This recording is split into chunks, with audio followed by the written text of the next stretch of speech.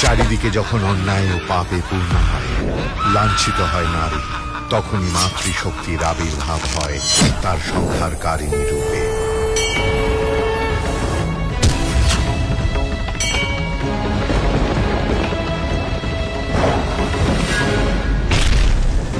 অসুরদের এই পরাজয়ে এবার যুদ্ধক্ষেত্রে হাজির হয় অসুররাজ।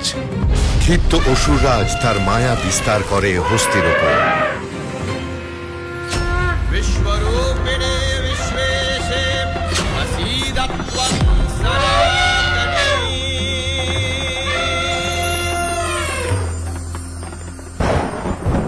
মত্ত হস্তি শান্ত হয় মায়ের আশীর্বাদে।